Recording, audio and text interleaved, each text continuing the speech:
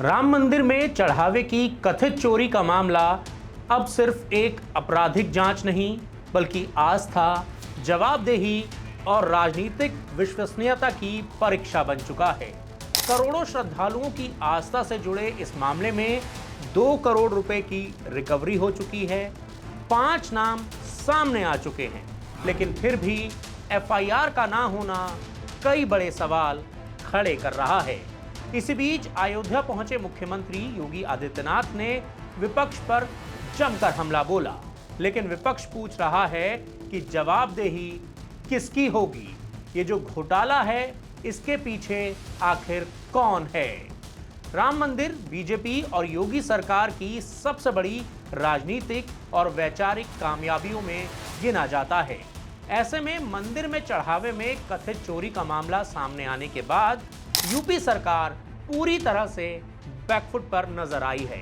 अब मुख्यमंत्री योगी आदित्यनाथ ने अयोध्या पहुंचकर विपक्ष पर तीखा हमला किया है। हम लोगों के पूर्वजों ने 500 वर्षों तक प्रभु राम के स्थान को लेने के लिए संघर्ष किया है। 500 वर्षों तक मर्यादित रहते हुए हमने संघर्ष किया है। 15 दिन और देख लें, इंतजार कर लो, चिंता मत करो।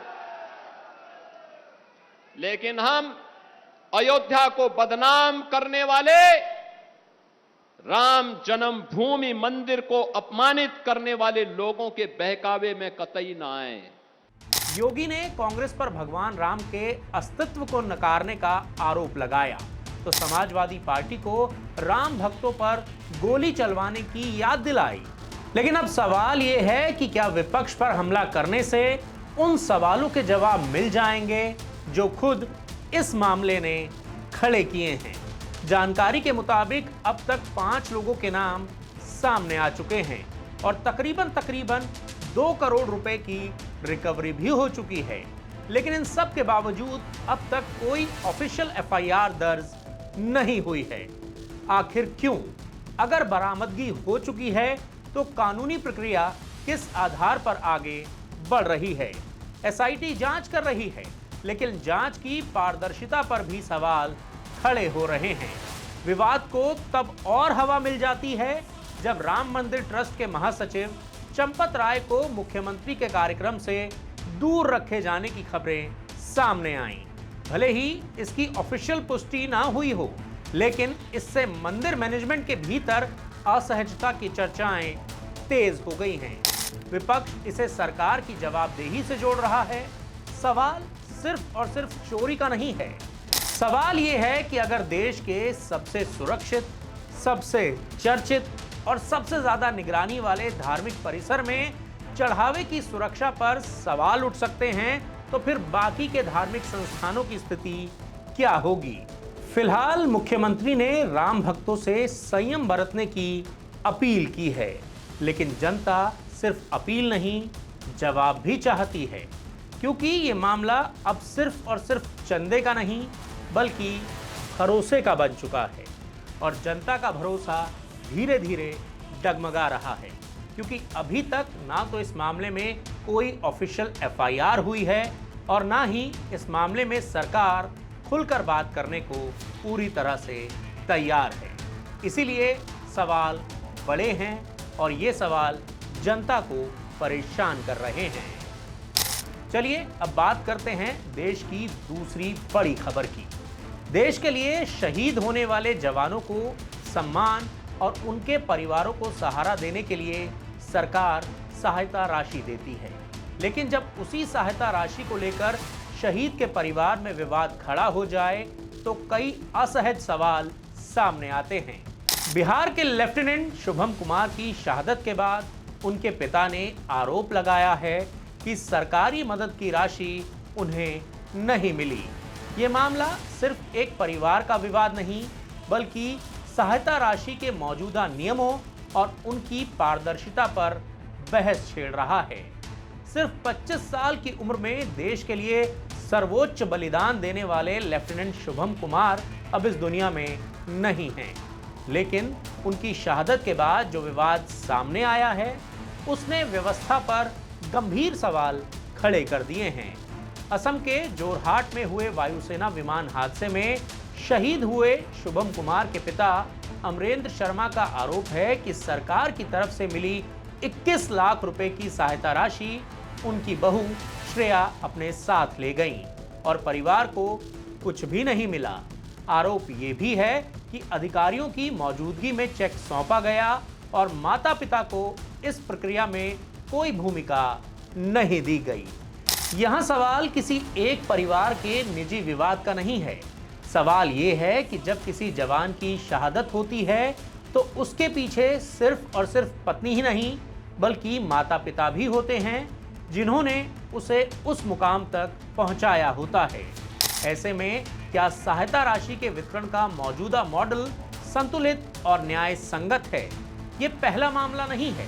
अतीत में भी ऐसे कई विवाद सामने आए हैं जहां शहादत के बाद मिलने वाली आर्थिक सहायता को लेकर परिवारों में टकराव देखने को मिला है।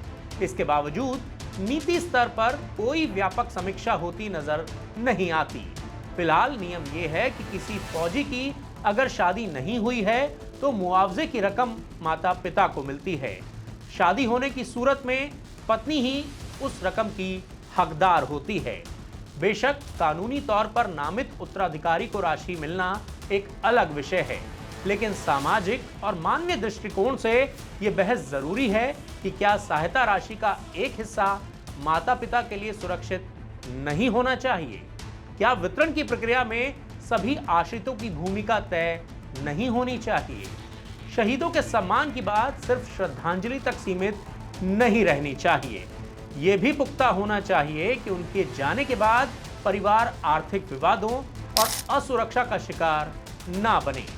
यही किसी भी संवेदनशील व्यवस्था की असली परीक्षा है। चलिए अब बात करते हैं बिहार की राजनीति की, जहां इन दिनों एक नई चर्चा गर्म है। क्या आरजेडी के सांसद बीजेपी या एनडीए के निशाने पर हैं? महाराष्ट्र में शिवसेना और पश्चिम बंगाल में टीएमसी के नेताओं के टूटने के बाद अब बिहार में भी सियासी समीकरण बदलने की अटकलें लगाई जा रही हैं। हालांकि अभी तक किसी सांसद ने पाला बदलने की आधिकारिक पुष्टि नहीं की है, लेकिन मुलाकातों, अंदरूनी नाराजगी और राजनीतिक महत्वाकांक्षाओं को जोड़कर देखा जाए तो ये सवाल उठना लाजमी है, क्या विपक्षी दलों को कमजोर करने की रणनीति अब बिहार में भी सक्रिय हो चुकी है? बिहार में आरजेडी यानी राष्ट्रीय जनता दल के 4 सांसद हैं और अब सियासी गलियारों में चर्चा है कि इनमें से कुछ चेहरे एनडीए के संपर्क में हैं। चर्चा सबसे ज्यादा औरंगाबाद के सांसद और लोकसभा में आरजेडी के नेता अभय कुशवाहा को लेकर है। हाल ही में उनकी मुख्यमंत्री सम्राट चौधरी से मुलाकात के बाद अटकलों का बाजार गर्म हो गया है। हालांकि ना तो अभय कुशवाहा ने और ना ही किसी अन्य पक्ष ने ऐसी किसी संभावना की पुष्टि की है, लेकिन राजनीति में सिर्फ बयान ही नहीं बल्कि संकेत भी काफी अहम होते हैं। अभय कुशवाहा पहले जेडीयू में रहे हैं और चुनाव से ठीक पहले आरजेडी में आए थे। ऐसे में उनके राजनीतिक भविष्य को लेकर सवाल उठना स्वाभाविक है। दूसरी तरफ बक्सर सांसद सुधाकर सिंह को लेकर भी चर्चाएं तेज हैं। पार्टी के भीतर मतभेद, पुराना बीजेपी कनेक्शन और विवादित मामलों को लेकर उनके नाम की चर्चा लगातार होती रहती है। हालांकि ये भी सच है कि मीसा भारती और सुरेंद्र यादव जैसे नेताओं के आरजेडी छोड़ने की संभावना बेहद कम मानी जाती है। दोनों की राजनीतिक पहचान और ताकत सीधे तौर पर लालू परिवार और पार्टी के मूल वोट बैंक से जुड़ी हुई है। विपक्ष की एकजुटता और सत्ता पक्ष की रणनीति के बीच आने वाले महीनों में बिहार की राजनीति और ज्यादा दिलचस्प होने वाली है। वैसे आपको क्या लगता है, क्या बिहार में भी हमें सांसदों के टूटने का सिलसिला देखने को मिलेगा? इस पर जो भी आपकी राय है कमेंट करके अपनी राय हमें जरूर बताएं। इसके साथ ही साथ ऐसे ही दमदार, शानदार और बेहतरीन वीडियोस देखने के लिए हमारे YouTube चैनल द फेडरल देश को सब्सक्राइब करना बिल्कुल ना भूलें।